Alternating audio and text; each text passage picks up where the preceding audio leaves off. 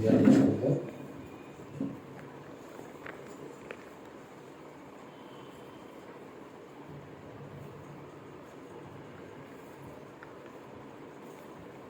దేవుడి యొక్క ఉన్నతమైన ప్రేమను, ఆయన యొక్క చక్కటి కరుణా కృపను కూడా మనం ఎంత చక్కగా అర్థం చేసుకోవాలో, ఆయనకి మన పట్ల ఉన్న ఆలోచనలు కానివ్వండి, ఆయనకి మన పట్ల ఉన్న తలపులు కానీ బహు విస్తారము అని మనకి బైబిల్లో ఒక భక్తుడు చెప్పడం మనం ఉంటాం. దేవుడు ఎందుకు మనుషుల పట్ల అంత ప్రేమని, ఎందుకు అంత ఇష్టాన్ని ఆయన చూపుతున్నాడు అంటే కనుక, మనుషులు ఇప్పుడున్న పరిస్థితిని బట్టి వాడు ఆలోచన విధానం దేవుడు అంటే ఏటో వాడికి అందకపోవచ్చు, కానీ ప్రారంభ మానవుడి దగ్గర నుండి మనిషిని పరిశీలిస్తున్న దేవుడు తన పిల్లల యొక్క స్థితి చివరికి ఏమైపోతుందో ఎరిగిన వాడిగా ఏ విధముగానైనా సరే తన పిల్లల్ని తన హక్కును చేర్చుకోవడానికి దేవుడు ఎంతగా ఈ లోకాన్ని ప్రేమిస్తున్నాడో, ఈ ప్రజల పట్ల, లేకపోతే ఈ లోకంలో ఉన్న తన ప్రజల పట్ల తనకున్న తలంపులు, తనకున్న ఆలోచనలు ఎంతగా ఉన్నావో తన పిల్లలు గుర్తించి తన మనసును ఎరిగి తన దగ్గరికి రావాలన్నది దేవుడి యొక్క. అందుకే ఎవరు ఆలోచించడం లేదు కానీ దేవుడి గురించి, దేవుడు చేస్తున్న ఆశ్చర్య కార్యాల గురించి, దేవుడు చేస్తున్న మేలుల గురించి, దేవుడు మనుషుల పట్ల తలంచుతున్న తలంపుల గురించి ఒక భక్తుడు చాలా దీర్ఘంగా ఆలోచన చేసి ఒక చక్కని మాట మాట్లాడుతున్నాడు. ఏంటంటే ఒకసారి మనం చూడగలిగితే కీర్తన గ్రంథము 40వ అధ్యాయము, కీర్తన గ్రంథము 40వ అధ్యాయము 5వ వచనాన్ని మనం చూడగలిగితే, కీర్తన గ్రంథము 40వ అధ్యాయము 5వ వచనం, యెహోవా నా దేవా నీవు మా ఎడల జరిగించిన ఆశ్చర్య క్రియలను, మా ఎడల నీకున్న తలంపులను బహు విస్తారములు వాటిని వివరించి చెప్పదని అనుకుంటున్నా అది లెక్కకు మించి ఉన్నాడు. చూడండి ఏమంటున్నాడు ఏంటంటే కనుక, దావీదు మహాభక్తుడు ఏమని ఆలోచన చేస్తాడంటే దేవుడి పట్ల. దావీదు యొక్క స్థితిని మనం ఆలోచన చేయగలిగితే, దావీదు ఒక బాలుడుగా ఉన్నప్పుడు గొర్రెలు కాసుకునేవాడు. గొర్రెలు కాసుకునేవాడి జీవితం అంటే ఎలా ఉంటుంది? ఒక రాజు అవుతాడని ఊహించగలరా? ఊహించలేదు. ఒక యుద్ధానికి వెళ్ళి ఒక దేశమే భయపడిపోతుంది, ఒక దేశమే భయపడిపోతున్న ఒక వీధిని చూసి వాడి ముందుకెళ్ళి వాడిని చంపగలుగుతామని అనుకున్నాడా దావీదు? అనుకోలేదు. అందుకే దావీదు యొక్క జీవితంలో జరిగిన అద్భుత ఆశ్చర్య క్రియలన్నీ చూసినప్పుడు అవన్నీ ఎవరు చేశారు తన వెనకాల ఉన్నట్టు కనుక ఆయనకు అర్థమైంది ఒకటి, యెహోవా నా దేవా నీవు చేసిన ఆశ్చర్య క్రియలు అన్నట్టు, నీవు చేసిన ఆశ్చర్య క్రియలు చూడండి. మా ఎడల అంటే మనుషుల ఎడల నీకున్న తలంపులు, దేవుడికి మనుషుల ఎడల ఉన్న తలంపులు చూడండి ఏమున్నాయి. ఈరోజు మనిషి ఏదో నా జీవితాలకు వెళ్ళిపోతుంది అనుకుంటున్నాడు, కానీ ఈరోజు క్షేమంగా మనం ఉండి మనం దేవుని కృపను పొందుకొని ఈరోజు మన కుటుంబాలతో, మన పరిపాలనలో, మన ప్రయాణాలలో మనం ఎక్కడైతే మసులుతున్నామో, మనం మసులుతున్న ప్రతి చోట మనం క్షేమంగా ఉండి సంతోషంగా ఉండి ఇలా మనం ఉన్నామంటే కనుక ఆయన మన పట్ల ఆలోచన చేస్తున్న ఆలోచన, ఆయన మన పట్ల చూపుతున్న కాపుదల. అలా లేకపోతే మన జీవితాలు ఇలా ఉండవు. అందుకే ఆయన దావీదుకు అర్థమైన దేవుడి యొక్క గొప్ప మనసు ఎలాంటిదో ఆయన మాటల్లో ఆయన తెలియజేస్తున్నాడు. ఏమని రాస్తున్నాడంటే కీర్తనకారుడు కిందకి చదివితే అన్నారు, కానీ యెహోవాను 5వ వచనం 3వ లైను, మా ఎడల నీకున్న తలంపులు బహు విస్తారములు, మా ఎడల నీకున్న తలంపులు బహు విస్తారములు. ఏనాడైనా మనం దేవుణ్ణి ఇన్ని ఆలోచనతో దేవుడికి ఇది చేద్దామని నిన్న తలంపులు మనకి ఎవరు పుట్టాయా? దేవుడికి నేను ఇది చెయ్యాలి, దేవుడిని ఎలా ఆరాధించాలి, దేవుడిని ఎలా కీర్తించాలి, దేవుడి కోసం ఎలా బ్రతకాలి, దేవుడికి నేను ఏదైనా చెయ్యాలి అని ఏమైనా తలంపులు కానీ ఆలోచనలు కానీ మనకు పుడుతున్నాయా? కానీ దేవుడికి మన ఎడల ఎన్నో తలంపులు అంట. అది ఎలా ఉన్నాయని చెప్తున్నాడు చూడండి. తలంపులు బహు విస్తారములు, వాటిని వివరించి చెప్పేదని అనుకుంటున్నా అవి లెక్కకు మించి అవి లెక్కకు మించి ఉన్నాయి. దేవా, నువ్వు నా గురించి ఆలోచిస్తున్న ఆలోచనలు ఒకటా రెండా చెప్పడానికి ఎన్నున్నాయి. గొర్రెలు కాసుకుంటున్నప్పుడు ఒక తోడేలు వచ్చి, ఒక ఎలుగుబంటి వచ్చి గొర్రెని తీసుకెళ్ళిపోతున్నప్పుడు దాంతో యుద్ధం చేసింది. నేను చేయగలనా? అప్పుడు నీ కాపుదా. ఒక సింహం వచ్చి గొర్రెని తీసుకెళ్ళిపోతున్నప్పుడు దాన్ని నేను చంపాను. నేను చంపగలనా? నేను గొర్రెల దగ్గరికి వెళ్ళి నేను చంపేస్తాను, ఎవరు నువ్వు యూదుని తిట్టడానికి అని చెప్పేసి దావీదు వెళ్ళి నిలబడినప్పుడు గొర్రెలు ఏమన్నాడు? దావీదుని ఏమన్నాడు? నేను ఎలా కనబడుతున్నాను? నువ్వు కనుక కుక్కరా? నేనేమో కుక్కరా అనుకున్నావా? ఏంటి ఎగేసి కదేసుకుని వచ్చేద్దాం అంటున్నాను. వెళ్తుంటే ఎలాగన్నప్పుడు ఆయన ఏమయ్యాడు? ఎందుకు వెళ్ళాడు? వెనకాల ఉన్నది ఎవరన్నా నమ్మాడు?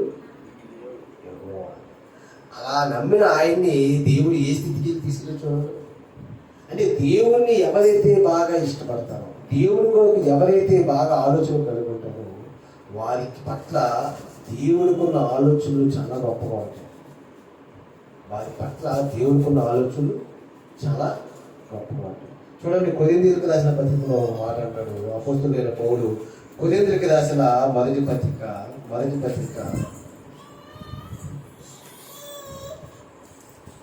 2వ అధ్యాయము 9వ వచనం చదువు. ఇందును గూర్చి దేవుడు తన్ను ప్రేమించే వారి కొరకు ఏవి సిద్ధపరిచెనో అవి కంటికి కనబడలేదు, చెవికి వినబడలేదు, మనుష్య హృదయములకు గోచరము.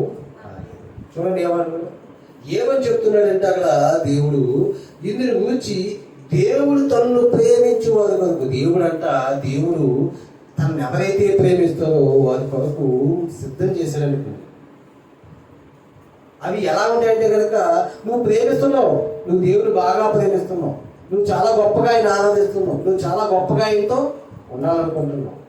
అలా ఉండాలనుకుంటున్న నీ మనసును చూసిన ఆయన ఆల్రెడీ నీకు ఆయనకుని మేలులు, అది కొన్ని ఆశీర్వాదాలు ఆయన. అవి ఎలా ఉంటాయంటే అవి కంటికి కనిపించవంట, అవి మనిషి హృదయానికి వాటి గురించి నీ చెవికి కూడా వినబడి, అంటే కంటికి కనిపించనివి చెవికి వినబడనివి నీ హృదయానికి గోచరం కాదు ఏవో అని సిద్ధపరచాలంటే అసలు నువ్వు ఊహించవయ్యి, అసలు మనం ఊహించడం అయ్యి. అలాంటి స్థితిలో నిన్ను పెట్టినప్పుడు అక్కడికి వెళ్ళిన తర్వాత నీకు గుర్తు వస్తుంది, నేనేంటి ఒక సాధారణ గొర్రెల కాపరిని, ఇశ్రాయేలు మీద రాజుగా నన్ను దేవుడు చేయి. ఒక గొర్రెల కాపరి ఇశ్రాయేలు ప్రజల మీద, కొన్ని లక్షల జనం మీద రాజులు అవుతారని ఊహించాలంటే కనుక ఊహించదు. కానీ దేవుడు సిద్ధం చేశాడు. సమయంతో చెప్తున్నాడు, దేవుడు ఏమని చెప్తున్నాడు? ఇదిగో నా ఇష్టానుసారమైన మనిషిని నేను కనుగొన్నాను. ఈ దేని కొరకు దావీదును అంతగా ఇష్టపడ్డాడు దేవుడు అంటే కనుక, గొర్రెలు కాసుకుంటున్న ఆయన దేవుడి కొరకు ఎన్నో కీర్తనలు పాడుతున్నాడు. గొర్రెలు కాసుకుంటున్నప్పుడు గొర్రెలతో ఎలా పోల్చుకుంటున్నాడంటే కనుక, గొర్రెలు మేమైతే మమ్మల్ని కాచే కాపరివి నీవయ్యా, మమ్మల్ని ఎలాంటి దగ్గర నువ్వు మమ్మల్ని మేపుతావు అంటే కనుక పచ్చగా పచ్చని గడ్డి దగ్గర, మంచి మంచి వాగుల దగ్గర మమ్మల్ని. కాపరి ఎప్పుడు కూడా గొర్రెలు ఎక్కడ మేపాలనుకుంటారు? ఎండిపోయిన కొండల మీద తీసుకెళ్తారా? పచ్చిక కదా. అంటే దావీదు యొక్క మనసు అంత ఎలా ఉందంటే కనుక, దేవుడు ఎంత గొప్పవాడో, దేవుడు మనుషుల పట్ల ఎలాంటి ఆలోచన కలిగి ఉన్నాడో అని ఆలోచిస్తూ, మేము గొర్రెలమైతే మమ్మల్ని పచ్చికల చూడటం అయితే కాపరివి ఎన్నెన్నో కీర్తనలు పాడుకుంటూ, దేవుడి పట్ల యథార్థంగా జీవిస్తూ, దేవుడి యొక్క ధర్మశాస్త్రాన్ని దేవాలయాలను ధ్యానించే గొప్ప మనసు కలిగిన వాడు దావీదు. ఏ వయసులో? చిన్న వయసులోనే. అలాంటి వయసులో ఉన్న దావీదుని అప్పుడే అంటున్నాడు, ఏమని సమయాన్ని పంపించి నా ఇష్టానుసారమైన మనుషులకు నేను కనుగొన్నాను. దేని కనుగొన్నాడు? తన ప్రజలైన ఇశ్రాయేలు మీద రాజుని. అంటే దేవుడికి మన పట్ల ఉన్న ఆలోచనలు, మన పట్ల ఆయన చేయాలనుకున్న ఆశ్చర్య కార్యాలు, మన పట్ల ఆయనకున్న తలంపులు విస్తారము, చాలా విస్తారంగా ఉంటాయి. అవి కంటికి కనిపించు, చెవికి వినబడవు, హృదయానికి గోచరము కావు. కానీ నువ్వు ఆయన్ని ప్రేమించాలి, నువ్వు ఆయన్ని ఇష్టపడాలి, నువ్వు ఆయన కోసం బ్రతకాలి, నువ్వు ఆయన కోసం నిలబడాలి. అలాగా నిలబడగలిగి ఇష్టపడి ఆయన కోసం బ్రతకగలిగితే కనుక మన జీవితంలో ఎన్నో గొప్ప ఆశ్చర్య క్రియలు మనం చూడగలుగుతాం. ఇలా చూడగలిగితే చూడండి, ఆయన తలంపు, ఒకసారి ఆయన తలంపులోకి వెళ్ళి చూడగలిగితే కనుక ఈ లోకం పట్ల ఆయనకున్న తలంపు ఎలాంటిది ఒకసారి ఎఫెసీయులకు రాసిన పత్రిక మనం చూడగలిగితే మొదటి అధ్యాయం, ఎఫెసీయులకు రాసిన పత్రిక మొదటి అధ్యాయము 6వ వచనం కానీ చెప్తాం. ఎఫెసీయులకు రాసిన పత్రిక మొదటి అధ్యాయం, ఎట్లనగా తన ప్రియనియందు తాను ఉచితముగా అనుగ్రహించిన తన కృపామహిమకు కీర్తి కలిగినట్టు తన చిత్త ప్రకారమైన దయా సంకల్పము చొప్పున యేసుక్రీస్తు ద్వారా తనకు కుమారులుగా స్వీకరించుటకు మనలను ముందుగా తన కోసం నిర్ణయించుకున్నాడు. అంటే మనం అందరం కూడా ఆయనకి కావాలంటే కావాలి, మనల్ని ఆయన కోసమే నిర్ణయించుకున్నాడు, మనలను తన కోసము ముందుగా నిర్ణయించుకున్నాడు. మనం ఆయనకి కావాలి అని. పిల్లలు తల్లిదండ్రులకి ఎందుకు కావాలి? పిల్లలు తల్లిదండ్రులకి ఎందుకు కావాలి? పెళ్ళైన దంపతులకి పిల్లలు ఎందుకు కావాలంట? వద్దంటారా? కావాలంటారు పిల్లలు, వద్దనుకోదు పిల్లలు. అలాగే దేవుడు ఎప్పుడు కావాలనుకున్నాడంటే కిందకి చెప్తున్నారు చూడండి, మనము తన కోసం నిర్ణయించుకుని మనము తన ఎదుట పరిశుద్ధులమును నిర్దోషులమునని జగత్తు పునాది వేయబడకముందే.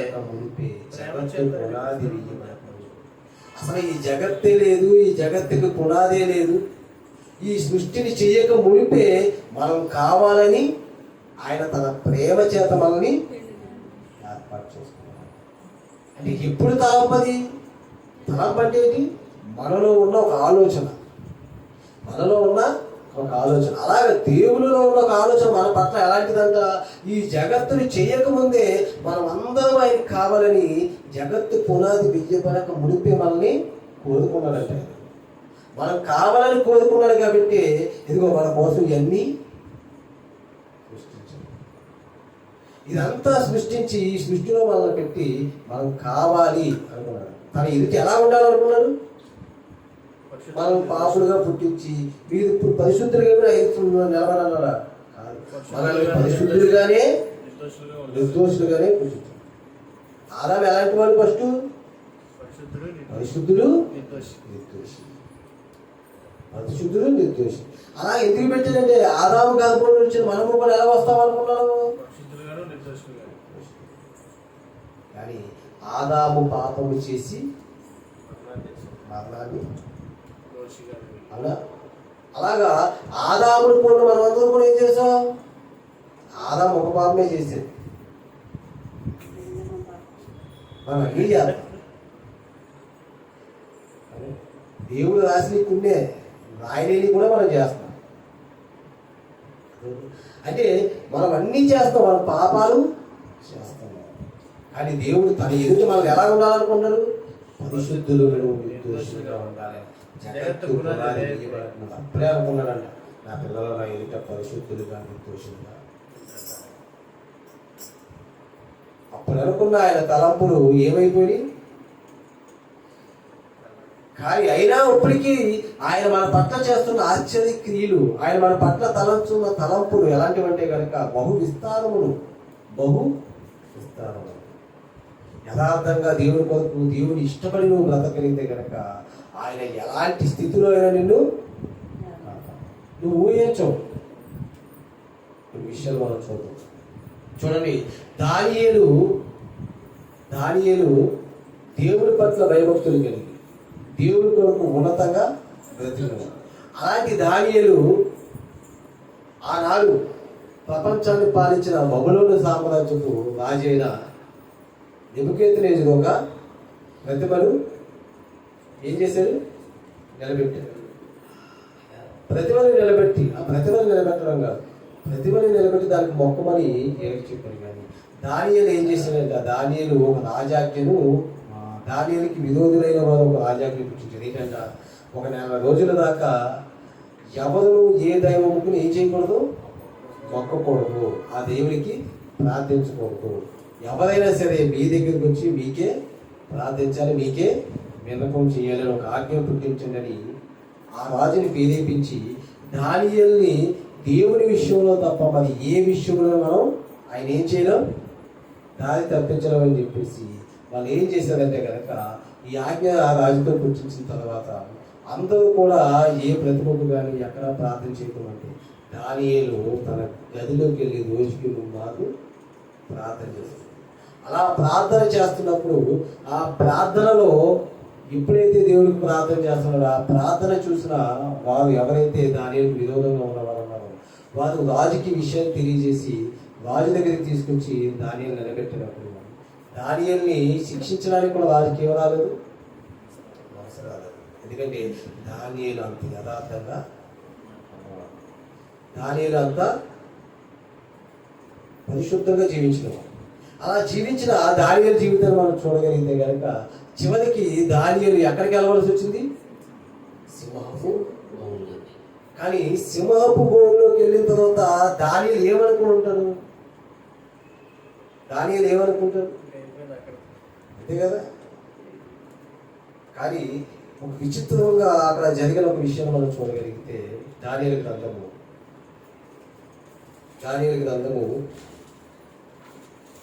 6వ అధ్యాయం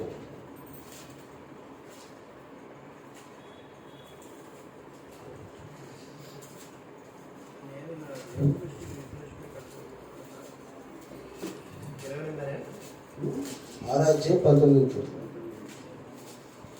తెల్లవారుజామున రాజు వేగిరమే లేచి సింహముల గుహనకు దగ్గరకు త్వరపడిపోయాను.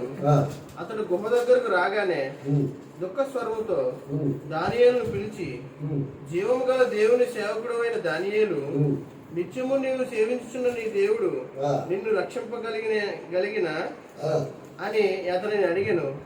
అందుకు దానియేలు, రాజు చిరకాలము జీవించును గాక, నేను నా దేవుని దృష్టికి నిర్దోషిగా కనపడితిని గనుక ఆయన తన దూత నంపించి సింహములు వాటి నోళ్ళు పూయించును. రాజా నీ దృష్టికి నేను నేరము చేసిన వాడును కాను కదా నేను.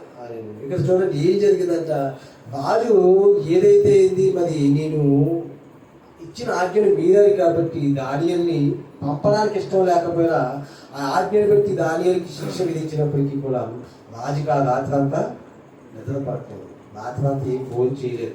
తెల్లవారుగానే ఇంకా రాజు పరిగెత్తుకుని ఎక్కడికి వచ్చేసాడంట, సింహపు గుహ దగ్గరికి. అంటే రాజు యొక్క మనసుని ఏం చేశాడు దానియేలు అంటే కనుక అతలాపతలం చేశాడు. ఎందుకంటే కనుక అంత మంచోడు దానియేలు, అంత మంచోడు దానియేలు. అలాంటి దానియేలు దేవుడికి ఇష్ట భక్తునిగా నిరంతరము ప్రార్థన చేస్తూ దేవుడి అట్లా తన జీవితాన్ని చక్కగా నడిపించుకుంటున్న దానియేలు జీవితాన్ని చూసిన దేవుడు చూడండి, ఎక్కడికి సింహపు బోన్లోకి వెళ్ళక ముందే దేవుడు ఏం సిద్ధం చేశాడంటే ఆయన కోసం 22వ వచనంలో చెప్తున్నాడు, నేను నా దేవుని దృష్టికి నిర్దోషినిగా కనబడుతుంది కనుక. ఎలా కనబడుతుంది దానియేలు?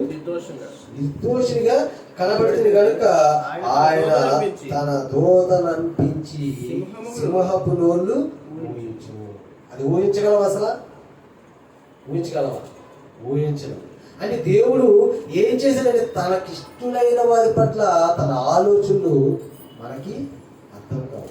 దేవుడి యొక్క ఆలోచన మనకి అర్థం కావు. ఎవరైనా ఎంత భక్తులైనా ఒకసారి ఒక ప్రమాదకరమైన పరిస్థితికి వెళ్ళినప్పుడు అక్కడ మేము ఏమైపోతాం, చచ్చిపోతాం అనుకుంటాం. కానీ రక్షింపబడిన తర్వాత అనిపిస్తుంది ఎలా రక్షింపబడ్డామంటే అదంతా దేవుడి కృప, దేవుడి కృప.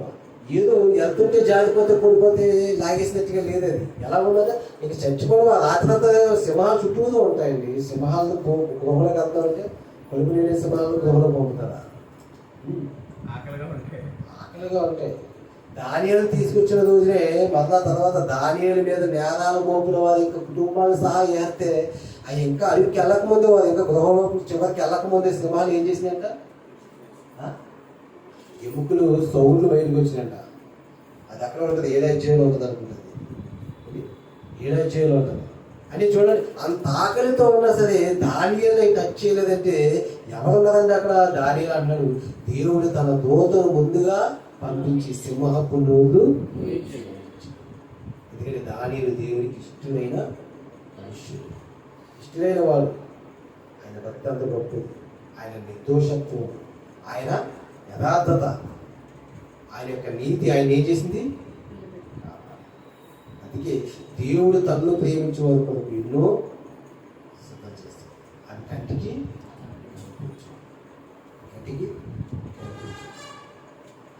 ఇది ఇశ్రాయేలు ప్రజల గురించి కూడా మనం జాగ్రత్తగా ఆలోచించగలిగితే, ఇశ్రాయేలు ప్రజల గురించి మనం ఆలోచించగలిగితే ఒకసారి దేవుడు వారి జీవితంలో చేసిన చక్కటి మేలును మనం ఆలోచన చేయగలిగితే కనుక, దేవుడు అబ్రహాముకు వాగ్దానం చేశాడు. ఏమని వాగ్దానం చేశాడు? నీకు ఈ దేశం అంతటిని నీకు ఇస్తాను. ఎవరికి? నీకంటే నీ సంతానానికి ఇస్తాను. ఏ దేశాన్ని? కానాను దేశం. ఆ కానాను దేశాన్ని వాళ్ళకి ఇవ్వకముందు యాకోబు సంతానం తక్కువగా ఉన్నప్పుడు, అంటే సుమారుగా ఒక 70 మంది ఉన్నప్పుడు, వాళ్ళ అన్నలు ఏం చేశారంట? యాషావుని అన్నారు, యోసేపుని. ఎందుకు? యోసేపు ఏం చేసేవాడంటే కనుక, యోసేపు అందరిలో చిన్నవాడైతే ఈ యోసేపుకి దర్శనాలు వచ్చి ఏమొచ్చాయి? దర్శనాలు వచ్చాయి. ఎలాంటి దర్శనాలు వచ్చాయంటే కనుక, ఒకసారి చెప్తున్నాడు, తన తండ్రికి చెప్తున్నాడు, నాన్న ఇదిగో ఒక 12 పనులు ఉన్నాయంట. 12 పనులు ఏమున్నాయి? చుట్టూరు ఉన్నాయంట. తర్వాత ఒక 2 పనులు ప్రత్యేకంగా ఉన్నాయంట. అందులో ప్రతి పనం వచ్చి ఈ పనులకు ఏం చేస్తాయంట? నమస్కారం చేస్తాయంట. ఆ తల్లిదండ్రులు అన్నలు కూడా ఏం చేస్తున్నారు? దీనికంట సాష్టాంగ నమస్కారం చేస్తారు. ఇలాంటి దర్శనాలన్నీ చెప్పినప్పుడు వీళ్ళు గొప్పవాడు అయిపోతాడు, మేము అందరికీ కాళ్ళ దగ్గర బతకాలి, ఇది ఇలాంటివన్నీ చెప్తున్నాడు మాకు అని చెప్పేసి అందరికి ఏమొచ్చేది? ఏసు వచ్చేది, కోపం వచ్చింది. కానీ యాకోబుకి చాలా ఇష్టం. ఎవరు? ఎందుకు? చిన్న కుమారుడు కాబట్టి బాగా ఇష్టమైతే కనుక అలా ఉంటున్నప్పుడు అప్పుడు ఇతని మీద ద్వేషంతో అన్నలు ఏం చేశారు? అతన్ని గోతులో పడేస్తారు. గోతులో పడేసిన తర్వాత ఇంకా గోతులో పడేసి చచ్చిపోవడం కన్నా ఎవరి కూడా అమ్మేస్తే మనకి డబ్బులు వస్తాయి, ఇది అక్కడ బతుకోగలనే ఇదవుతుందని చెప్పేసి అప్పుడు యాషావుని తీసుకెళ్ళి ఏం చేస్తారు? ఐగుప్తులకి అమ్మేస్తారు. అమ్మేసినప్పుడు ఐగుప్తు దేశానికి వెళ్ళిపోయిన తర్వాత అక్కడ యోసేపు యొక్క జీవితం చాలా గొప్పగా మారింది. ఎంత గొప్పగా మార్చాడు దేవుడు అంటే కనుక, ఎందుకు దేవుడు అంత గొప్పగా ఆయన హెచ్చించాడు? మీరు ఎక్కడ చూడండి, భక్తులు యథార్థంగా ప్రవర్తించి వారి యొక్క ప్రవర్తనలో కానీ వారి జీవితంలో కానీ ఎప్పుడు కూడా పాపం చేయకుండా యథార్థంగా నీతిగా బ్రతికిన వారి జీవితాలు ఉన్నతమైన స్థానానికి హెచ్చించింది. యోసేపు ఎలాంటి వాడా? యోసేపు ఎలాంటి వాడు అంటే కనుక, యోసేపు జీవితం ఒకసారి మనం చూడగలిగితే ఒకసారి చూడండి. ఆదికాండము 39వ అధ్యాయము. యెహోవా యోసేపునకు తోడైయుండెను గనుక అతడు వర్ధిల్లుచు తన యజమానుడగు ఐగుప్తుని ఇంట ఉండెను. యెహోవా అతనికి తోడైయుండెనని అతడు చేసినదంతయు అతని చేతిలో యెహోవా సఫలం చేసిన నీవు అతని యజమానుడు చూసినప్పుడు యెహోవా తనకుండి తన వెనకాల ఉండి తన చేతికి వచ్చిన దాన్ని ఏం చేస్తున్నాడంట? సఫలం చేస్తున్నాడు. ప్రతి కార్యము కూడా చక్కగా చేసుకుంటూ వెళ్ళిపోతున్నారు. ఆయన చేతిలో ఏది పెట్టినా అది చిన్నగా ఉండడం లేదు, వాళ్ళు కొద్దిగా పెడితే దాన్ని గొప్పగా చేసి చూపిస్తున్నారు. ఎవరు? యోసేపు. అందుకే యోసేపు ఐగుప్తుని యొక్క యజమాని ఇంట్లో ఎలా ఉన్నాడంట? తన భార్యను తప్ప తన ఇంటి పని అంతా ఎవరికి అప్పగించాడంట? యోసేపుకి అప్పగించేశాడు. ఎందుకు? యోసేపు యొక్క చేతిలో ఏ పని పడినా అది బహు అమృతం. అది ఎవరు చూశారంట? ఆ ఐగుప్తులైన యజమానులు చూశారంట. యోసేపు చేతిలో ఏది పడినా అది సఫలం అవుతుందంటే తనకి ఎవరు తోడుగా ఉన్నారు? వారి దేవుడు వారికి తోడుగా ఉన్నారు. తర్వాత ఎందుకు యోసేపు అంత గొప్ప స్థితికి వెళ్ళాడంటే కనుక యోసేపుడు అంత నమ్మకంగా ఉంచిన ఆ యజమానుడి భార్య అతని మీద కన్నేసి, అతని భార్య కన్నేసి తనతో ఎన్నోసార్లు మాట్లాడుతూ పయనిస్తూ ఆమె అత్తమానికి యోసేపుని కలిసినప్పుడల్లా యజమానులు లేరు కదా, ఇంట్లో అవ్వలేదు, నాతో సైనించు అని చెప్పేసి ఎన్నోసార్లు యోసేపుని. కానీ యోసేపు ఎవరి దృష్టికి యథార్థంగా ఉన్నాడు చూడండి. మనం పైన దేవుడిని చూడం, చుట్టూ ఎవరైనా చూస్తారా లేదా, లేకపోతే చుట్టూ ఆలు చూస్తారా, ఏదో చూస్తుందని ఎవరు గమనిస్తారు. ఈ టైంలో నేను ఇచ్చేస్తానని అడిగేవాడు ఎవడున్నాడు అని ఆలోచన చేస్తాం. కానీ యోసేపు ఏమన్నాడు చూడండి, కిందకి చదువుతుంది 8వ వచనం. అయితే అతడు ఒప్పక నా యజమానుడు తనకు కలిగినదంతయు నా చేతికి అప్పగించను కదా, నా వశమున తన ఇంటిలో ఏమి ఉన్నదో లేదో అతడు ఎరగడు. ఈ ఇంటిలో నాకంటే పైవాడు ఎవడును లేడు. చూడండి యోసేపు యొక్క స్థితి. నాకు అప్పగించిన దాంట్లో ఇది ఉందా, ఇది లేదా, ఇది ఏం చేసామని అడిగేవాడు లేదు అక్కడ. యజమానుడు కూడా అలాగని యోసేపు కంటే పైవాడు ఎవరైనా ఉన్నాడా?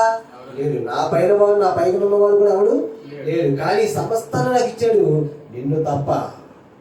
నీవు అతని భార్యమైనందున నిన్ను తప్ప మరి దేనిని నాకు అప్పగింపలేదు. కాబట్టి నేను ఎట్లు ఇంత ఘోరమైన దుష్కార్యము చేసి దేవునికి విరోధముగా పాపము కట్టుకున్నదని యజమానుని భార్యతో. తన యజమానుని భార్యతో ఎవరు మాట్లాడుతున్నాడు చూడండి.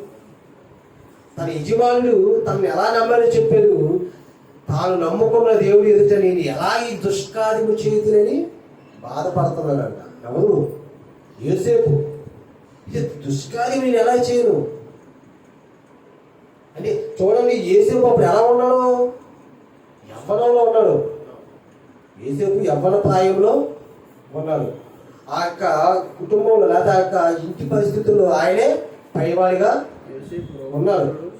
ఆ యోసేపు ఏమి చేసినా అడిగేవాడు లేడు. అవునా కదా? అవునా? ఈరోజు ప్రస్తుతం ఇలాంటి పరిస్థితి ఒకవేళ యవ్వన కుదురులకు వస్తే కనుక ఏం చేస్తాం? అవకాశాన్ని ఏం చేయాలంట? సద్వినియోగం చేసుకోవాలి. ఏంటి ఈ అవకాశాలు? దేవుడి పట్ల నేను ఎలాగా పాపము చేసి ఏమన్నా చూడండి, 19వ వచనంలో దేవునికి విరోధముగా పాపము కట్టుకుందునా అని తన యజమానుని భార్యతో అనెను. అంటే దేవుడి ఎదుట పాపం చేయడానికి అస్సలా యోసేపుకి తన అన్నను విడిచిపెట్టారు. తన జీవితం ఏమైపోయిందంటే కనుక తినడానికి తిండి లేని పరిస్థితి. ఒకరికి అమ్ముడు పోయాడు, ఒకరు దాసుడుగా ఉన్నవాడిని ఎలా చూస్తారో తెలుసా నాటి కాలంలో. అలాంటి దాసత్వం నుండి ఒక యజమానుడికి నమ్మకంగా ఉంచిన ఆ స్థితిలో ఉన్న ఆయన, అయ్యో ఒకప్పుడు నేను అలా బ్రతికేనే, ఇంత స్థితిని దేవుడు ఇచ్చేనే, ఇప్పుడు నాకు వచ్చిన అవకాశాన్ని నేను సద్వినియోగం చేసుకొచ్చిన. కానీ ఏం చేస్తాడో తెలుసా? నేను మళ్ళా నా స్థితి ఏదైనా ఒకప్పుడు ఎలాగైతే ఒకరికి అమ్ముడిపోయి నేను ఆ స్థితిలో ఉన్నానో మళ్ళీ ఆ స్థితి నుండి మళ్ళీ అదే స్థితికి వెళ్ళిపోయినా, ఎదిగిన స్థితి నుండి మళ్ళీ అదే స్థితికి వెళ్ళిపోయినా పర్లేదు, కానీ నేను నా దేవుని ఎదుట పాపము చెయ్యను అని చెప్పేసి ఆమె దగ్గర తన వస్త్రాలు విడిచి, అంటే ఏం చేస్తుందని బలవంతం చేస్తుంది. ఆ వస్త్రాలు విడిచిపెట్టి ఏమైపోయాడు? వచ్చే పరిస్థితి ఎలా ఉంటుంది? రావచ్చు, మరణశిక్ష రావచ్చు. ఆమె తిరగేసి మళ్ళా ఏం చేసింది? యేసుని మీద ఏమని నేరం మోపింది? ఇదిగో నువ్వు తీసుకొచ్చిన ఈ యొక్క దాసుడు నన్ను ఎగతాళి చేయటకు ఒక హెబ్రీయుని మన యొద్దకు తెచ్చి ఉన్నాడు. నువ్వు నా ఎగతాళి చేయడం అంటే నా జీవితాన్ని ఇలా పాడు చేయడానికి నువ్వు తీసుకొచ్చావు కదా హెబ్రీయుడు. వాడు ఏం చేశాడంటే నన్ను బలవంతం చేయబోతు నేను కేకలేక పారిపోయాను అని చెప్పేసి తిరిగి యేసేపు మీదే మళ్ళా తిరిగి కానీ ఆ ఇంటి యజమానికి. కానీ చివరికి మళ్ళీ ఎక్కడికి వెళ్ళిపోయాడు? మళ్ళీ యోసేపు చెరసాలకి వెళ్ళిపోయాడు. చెరసాలకి వెళ్ళిపోయిన తర్వాత మళ్ళా చెరసాలకి వెళ్ళిపోయిన తర్వాత అక్కడ ఇద్దరు ఉంటారు. ఎవరు వాళ్ళు? రాజుగారి యొక్క పక్షకారకుడు, ఆహారం సిద్ధి చేసి పానం ఇచ్చేవాడు పక్షకారకుడు. అంటే ఆహారం ఇచ్చేవాడు, ద్రాక్షారసం అయ్యి ఇచ్చేవాడు. వీళ్ళిద్దరూ కూడా అదే చెరసాల్లో వేయబడతారు. వేయబడితే అప్పుడు వాళ్ళకి ఏదో కళలు వస్తాయి. మరి ఆల్రెడీ దర్శనాలు చెప్పే గొప్ప పరిస్థితి యేసేపుకు ఉంది కాబట్టి అక్కడ వాళ్ళకి వచ్చిన దర్శనాన్ని బట్టి నువ్వేమవుతావు కూడా చెప్పాడు. అప్పుడు అలా చెప్పిన తర్వాత ఆ పానదాయకుడు ఎప్పుడైతే రాజు దగ్గరికి వెళ్ళి మళ్ళీ తన ఉద్యోగంలో జాయిన్ అయిపోయిన తర్వాత ఆ పానకాల దాసుడికి చెప్పాడు, నువ్వు మళ్ళా నీ రాజు దగ్గర జాయిన్ అయినప్పుడు నన్ను జ్ఞాపకం చేసుకో. కానీ మర్చిపోయినప్పటికీ రాజుకి ఒక కళ వస్తుంది. మళ్ళా ఏం కళ వస్తుందంటే కనుక ఒక పెద్ద కరువు రాబోతుంది. 7 సంవత్సరాలు విస్తారంగా పడుతుంది. తర్వాత మళ్ళా 7 సంవత్సరాలు పెద్ద కరువు రాబోతుంది. అది ఎలా వచ్చిందంటే రాజుకి కళ, ఒక 7 ఆవులు ముందు బలిసినగా వచ్చినాయంట. తర్వాత మళ్ళా ఒక 7 ఆవులు మళ్ళీ పక్క చిక్కిపోయి వస్తే ఈ బలిసిన ఆవులు పక్షికి ఆవులు ఆ బలిసిన ఆవుని తినేస్తాయి. ఈ దర్శనం ఏంటో రాజుకి అర్థమవుతుంది. అందరినీ పిలిచి అడుగుతాడు. అక్కడ ఉన్న మంత్రగాల్ని అందరినీ కూడా, జ్యోతిష్యుని అందరినీ కూడా, అక్కడ రాజు సభలో ఉండే వాళ్ళందరినీ కూడా అడుగుతాడు. ఎవరు చెప్పలేకపోతారు. అప్పుడు ఈ పానదాయకుడికి అప్పుడు గుర్తొస్తాడు, మేము జైల్లో ఉన్నట్టు మేము చెరసాలలో ఉన్నప్పుడు మా స్థితి ఏమవుతుందో చెప్పిన ఒక చక్కటి యవనస్తుడు దర్శనబాబు చెప్పేవాడు ఒకడు ఉన్నాడు రాజా అని చెప్పేటప్పుడు అప్పుడు రాజు ముందుకు వస్తాడు, చెప్పిన తర్వాత రాజు కలభావం ఇంతే, నువ్వు చెప్పిన దాకా అర్థమైంది. కాబట్టి ఇప్పుడు దీన్ని చేయడానికి ఎవరు సముద్రం అంటే కనుక ఎవరికి ఇచ్చేస్తారు తాళాలు? యేసేపుకే. ఇప్పుడు ఆ సంస్థానానికి 2వ అధిపతిగా ఎవరు ఉన్నారు? చూసారా? అంటే అక్కడ పాపాన్ని విడిచిపెట్టి దేవుడు ఎదుట నేను ఈ పాపము చేయలేని దానికి ఎంత స్థితికైనా వెళ్ళిపోతాను, మరణానికైనా వెళ్ళిపోతాను, చెరసాలకైనా వెళ్ళిపోతానని పాపాన్ని విడిచిపెట్టి పరిగెట్టాడు. మళ్ళా దేవుడు ఆ చెరసాలను తీసుకొచ్చి అక్కడ పెట్టాడు. ఒక అధికారి ఇంట్లో కాదు, రాజు తర్వాత రాజు దగ్గర వెళ్ళాడు. ఒక అధికారి ఇంట్లో ఎలా ఉన్నాడు? నమ్మకమైన పరివారిగా ఉన్నాడు. కానీ ఇప్పుడు మళ్ళీ అక్కడి నుంచి ఏ స్థితి తీసుకొస్తాడు? రాజు తర్వాత రాజు. ఎందుకు ఆ స్థితికి తీసుకొచ్చాడంటే కనుక దేవుడికి ఇష్టానుసారంగా బ్రతకడం మనం అలవాటు చేసుకుంటాం. దేవుడి యొక్క ఆలోచన, దేవుడు మన నుండి ఏం కోరుకుంటాడంటే కనుక జగత్తు పునాది వేయబడక ముందే మనం ఆయన ఏది ఎలా ఉండాలనుకున్నాడు? పరిశుద్ధులకు. దానియేలు అలాగే బ్రతికాడు. కాబట్టి దానియేలు జీవితంలో ఊహించినవి జరుగుతున్నాయి. ఇక్కడ యేసేపు అలాగే బ్రతుకుతున్నాడు. యేసేపు జీవితంలో ఊహించినవి జరుగుతున్నాయి. చెరసాలలో ఉన్నవాడు మళ్ళీ అక్కడికి వెళ్ళిపోయి అక్కడ బబులోను సామ్రాజ్యానికి అధిపతిగా, ఐగుప్తు సామ్రాజ్యానికి అధిపతికి ఎలా వెళ్ళిపోతాడు? అది అనుకున్నాడా? అనుకోలేదు. కానీ ఏం చేశాడంటే కనుక పాపాన్ని విడిచిపెట్టి దేవుడికి భయభక్తులతో బ్రతికాడు, యథార్థంగా బ్రతికాడు. అలా బ్రతిక తన జీవితాన్ని చూస్తున్న దేవుడు అదిగో తనకి ఇష్టమైన వారికి ఏమైతే సిద్ధపడుతున్నాడని యేసేపు కనబల్లా. యేసేపు కనబడ్డదా? నువ్వు రాజు. కానీ ఏ స్థితికి ఇచ్చేసాడో చూడండి యేసేపు. అలాంటి స్థితికి తీసుకెళ్ళిపోయిన తర్వాత అప్పుడు అంటున్నాడు, నేను మీరు ఇక్కడికి రావడానికి దేవుడే ముందు నన్ను ఇక్కడికి పంపించాడని. అక్కడికి వెళ్ళిన తర్వాత ఎవరికి అర్థమైంది? యేసేపుకి అర్థమైన తర్వాత ఏమని చెప్తున్నాడు చూడండి తన అన్నలతో. ఆది కాండము 45వ అధ్యాయం. ఆది కాండము 45వ అధ్యాయం 4 నుంచి చూడండి. వారు అతని దగ్గరికి వచ్చింది. అప్పుడు అతడు ఐగుప్తుకు వెళ్ళినట్లు మీరు అమ్మివేసిన మీ సహోదరుడైన యేసేపుని నేనే. అయినను నేను ఇక్కడికి వచ్చినట్లు మీరు నన్ను అమ్మివేసినందుకు దుఃఖపడకుడి, అది మీకు సంతాపము పుట్టింపనీయుకుడి, ప్రాణ రక్షణ కొరకు దేవుడు మీకు ముందుగా నన్ను పంపించెను. సరే. ఏమన్నాడు ఇక్కడ? ప్రాణ రక్షణ కొరకు ప్రాణ రక్షణ కొరకు మీకంటే ముందుగా దేవుడు నన్ను ఐగుప్తుకు పంపించాడు. ఐగుప్తుకు పంపించాడు. అంటే ఐగుప్తుకి ఎందుకు పంపించాడంటే కనుక దేవుడికి వాగ్దానం, దేవుడు అబ్రాహాముకు వాగ్దానం చేశాడు, నీ సంతానానికి ఇంకా కానాను దేశాన్ని ఇస్తాను. ఆ కానాను దేశాన్ని వీళ్ళు స్వతంత్రించుకోవాలంటే అబ్రాహాము యొక్క సంతానం ఉండాలి కదా. అబ్రాహాము సంతానం ఉండాలంటే ఆ మధ్యకాలంలో రాబోతున్న ఒక బలమైన కరువు ఉంటుంది. ఆ కరువులో అనేక మంది జనం ఏం చేశారంట, భూములు గల వాళ్ళు భూములు అమ్మేసుకున్నదంట, ఇళ్ళ గల వాళ్ళు ఇల్లు అమ్మేసుకున్నదంట, పశువులు గల వాళ్ళు పశువులు అమ్మేసుకున్నదంట, చివరికి దాసులు అయిపోయేదంట అన్నీ అమ్మేసుకుని. మరి అలాంటి కరువులో యాకోబుకి ఏముందని? ఏమీ లేదు. మరి 7 సంవత్సరాలు ప్రపంచమంతా కరువు రాబోతున్న ఆ కరువుని, మిమ్మల్ని ఆ కరువులోని కాపాడడానికి దేవుడు మీకంటే ముందుగా నన్ను ఇక్కడ అంటున్నాడు ఆ మాట. అంటే వాళ్ళకంటే ముందుగా వారిలోంచి ఇక్కడికి రావాలంటే యేసు ఎక్కడ తప్పుకోవాలి? ముందు ఎక్కడ? ఆ గుంటలో పడిపోయి అక్కడే యేసేపు అక్కడ అమ్ముడిపోయి ఇక్కడికి వచ్చి ఒక ఐగుప్తు రాజు సింహాసనం తర్వాత సింహాసనాన్ని సంపాదించుకొని అక్కడ ఉండడానికి కారణం ఏంటంట, ఇప్పుడు యాకోబు సంతానం అంతటికి ఇప్పుడు పరిపాలన ఏమి నిండుతుంది? భోజనం దొరుకుతుంది, వారికి ఒక నివాస స్థలం దొరికింది. అబ్రాహాము అన్నాడు కదా, వస్తాడు, నేను మీకు ఇచ్చిన ఈ యొక్క దేశానికి నీ పిల్లలు వస్తారు, కానీ దానికంటే ముందుగా ఒక 40 సంవత్సరాలు ఎక్కడ ఉంటారని చెప్పాడు? దాసుడు ఎక్కడ ఉంటాడని చెప్పిన చూడండి, ఎక్కడ చెప్పిన మాట ఆదికాండం 15 వచ్చాయి. దేవుడి యొక్క ప్రణాళిక, దేవుడి యొక్క తలంపులు మనం చూడగలిగితే ఆదికాండము 15 అధ్యాయము 12వ వచనం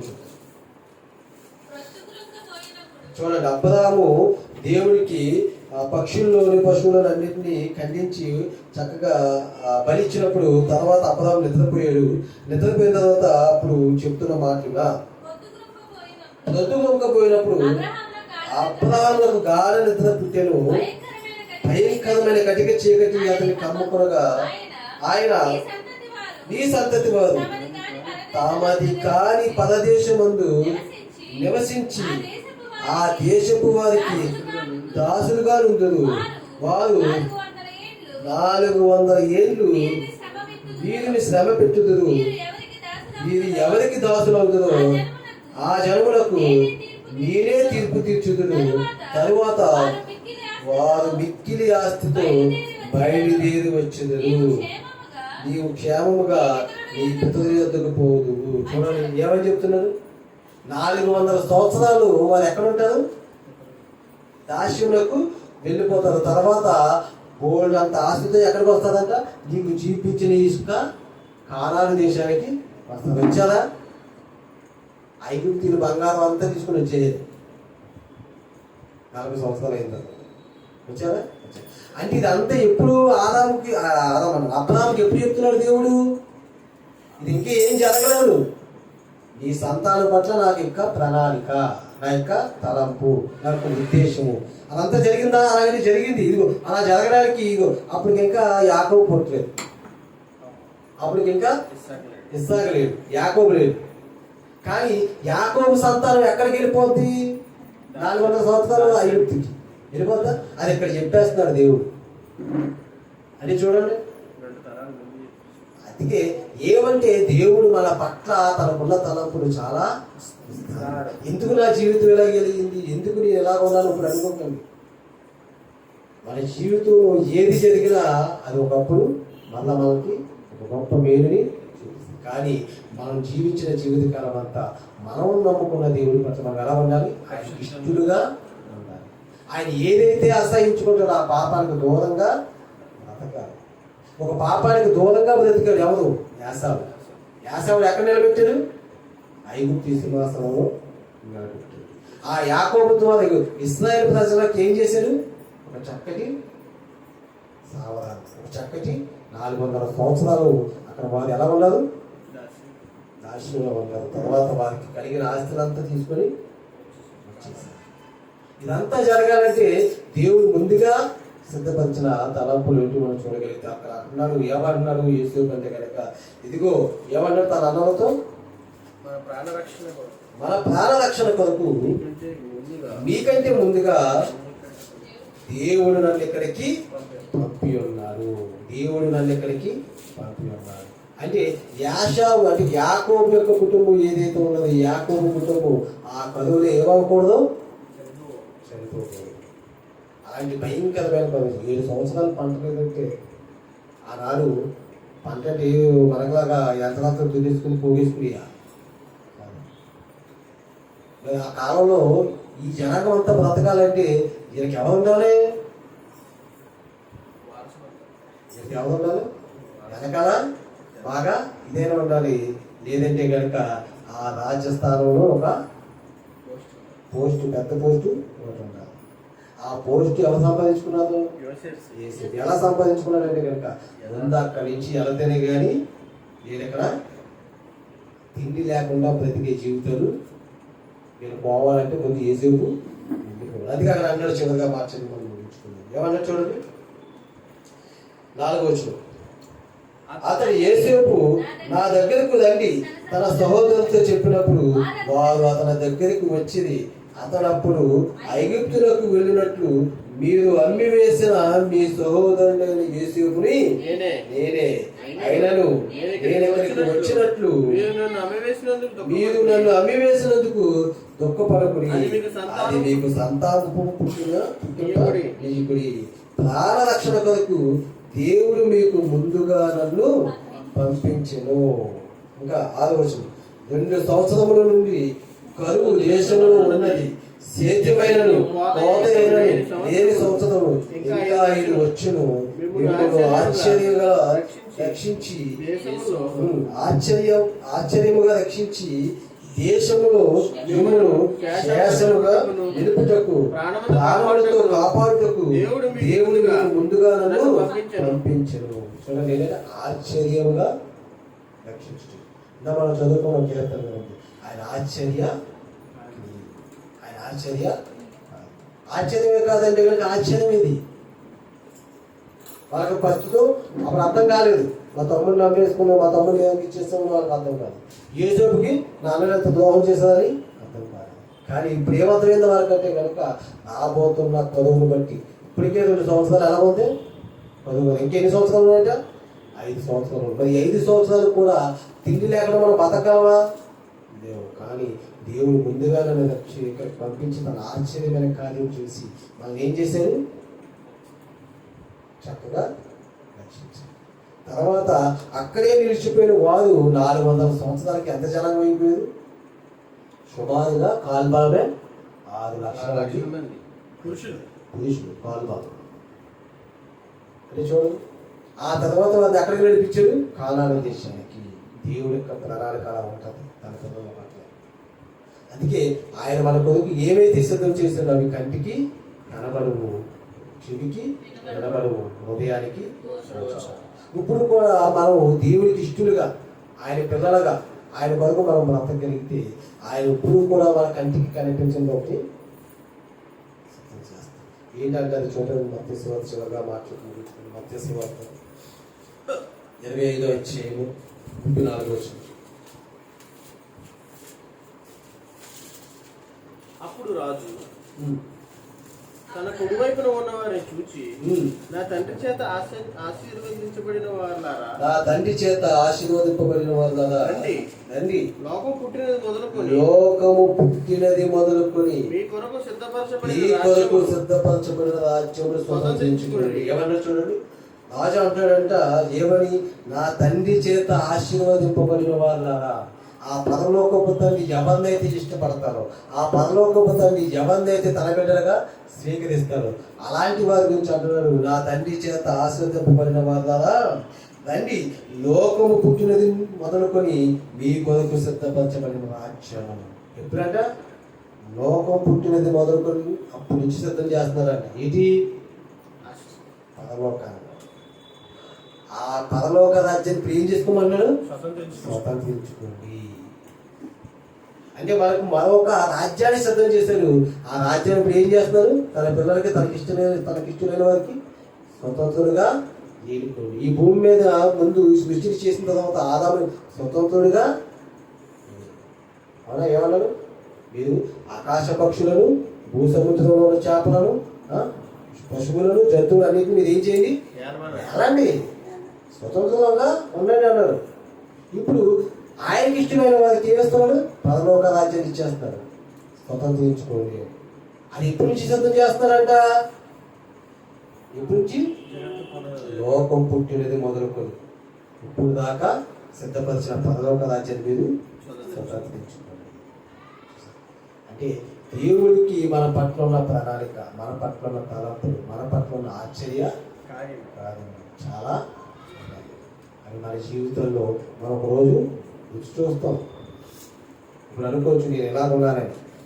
దేవుడి వల్ల భయభక్తులు కలిగి దేవుడి కొరకు యథార్థంగా బ్రతుకు. కానీ నేను దేవుడి స్థితిలో ఉంచు. నీ కొరకు ఏదో అయినా సిద్ధం చేస్తాను. ఆ సిద్ధం చేసింది నువ్వు పొందుకోవాలంటే కనుక ప్రస్తుతం ఉన్న నీ జీవితాన్ని చూడకూడదు. ఈ జీవితంలో ఏదైనా కష్టమైన, నష్టమైన, బాధైన, సుఖమైన ఏదైనా సరే దేవుడి నువ్వు ఎలా ఉండాలి? విశ్వాసముగా, యథార్థంగా, నీతిగా బ్రతకగలిగితే కనుక పొందుకోబోయేది చాలా శ్రేష్టమైనది నీ కొరకైనా సిద్ధపరిచాడు. అప్పుడు నీకు దాని విలువ అర్థమవుతుంది. చూడండి, మన భక్తులు దానిని చూసిన యథార్థంగా బ్రతికారు, ఒక ఉన్నతమైన స్థితిని ఇచ్చారు. సింహపు గృహంలో ఉన్న సింహాల నోరు ఒక యేసు జీవితాన్ని చూశాడు. పాపానికి దూరంగా పారిపోయాడు, కానీ తన యొక్క స్థితిని మార్చేశాడు. తన కుటుంబాన్ని, తన యొక్క స్వజాతిని కాపాడుకున్నాడు. అంటే చూడండి, అంటే దేవుడి యొక్క ప్రణాళిక మనం ప్రారంభంలో చూడగలిగితే తన పిల్లల పట్ల ఎంతో చక్కగా ఒక గొదెలు కాసుకునే దావీదుని తీసుకెళ్ళి రాజును చేసి ఎందుకు? ఇష్టానుసారంగా ఉన్నాడు, యథార్థంగా బ్రతికగలిగాడు, పాపానికి దూరంగా బ్రతికి. అంటే దేవుడు ఏం కోరుకున్నాడు ఇందులో మనకి అర్థమవుతున్నాయి. కాబట్టి అలాగే మనము బ్రతకగలిగితే కనుక వాళ్ళు పొందుకున్న వాటికంటే మనం గొప్పకి చూస్తాం. మన కొరకు లోకం పుట్టినది మొదలుకొని సిద్ధపరుస్తున్నాడు ఒక లోకం. దాన్ని స్వతంత్రించుకునే భాగ్యాన్ని మనకి ఇస్తాం. ఆయన కొరకు బ్రతకగలిగితే ప్రార్థన చేస్తాం. మహాపరిశుద్ధుల ప్రేమ గల మా దేవ, నీకే వందనాలు, స్థుతులు స్తోత్రాలు. మీ మహాకృపను బట్టినైనా ఇదిగో తల్లి కలిసి కొన్ని మాటలు నేను ధ్యానించుకున్నాను. మీ విడలుగా తల్లినైనా ఈ లోకంలో తల్లి, ఇదిగో తల్లి యథార్థంగానైనా ఈ లోకంలో పాపాన్ని విడిచిపెట్టి తల్లి మీకు ఇష్టమైన వారిగా మీరు బ్రతకగలిగితే తల్లి, ఉన్నతమైన మీ ఆలోచనలు తల్లినైనా నువ్వు గొప్పగా ఇదైనా తల్లి నేను కొన్ని మాటలు నాకు తెలియజేసి తెలుస్తున్నాను. మేమునైనా గ్రహించిన మాటలు బట్టి మా జీవితాన్ని ఇంకా ముందుకు బలపరచాలి. ప్రస్తుతం తండ్రినైనా ఇప్పుడు మా యొక్క జీవితాల ద్వారా తండ్రినైనా మీకు నేను ఇష్టమైన వారిగా మీరు బలపరచాలి. ఆయన ఎదుగో తండ్రి మా కొరకు మీరు సిద్ధపరిచినైనా మేలును తండ్రి ఆశీర్వాదాన్ని పొందుకునే వారిగా నేను మా జీవితంలో నేను మీకు ఇష్టలుగా నేను ఉంటున్నాను. పాపానికి నేను గౌరవంగా జీవించుకుంటున్నాను. నా జీవితం బలపరచాలి. నేను పొందుకోబోయే మేలుకు తండ్రి నేను అదుపుగా మమ్మల్ని ఎంచుతాను. మీ కృప ద్వారా మమ్మల్ని నడిపించింది. ఎవరైనా దీవించి ఆస్వాదించి గొప్పగా అభివృద్ధి మా రక్షకుడు మీరు తీసుకున్నాడని సూచిస్తున్నాము. ఈ ప్రార్థనకి మీరు తెలుసుకున్నాము.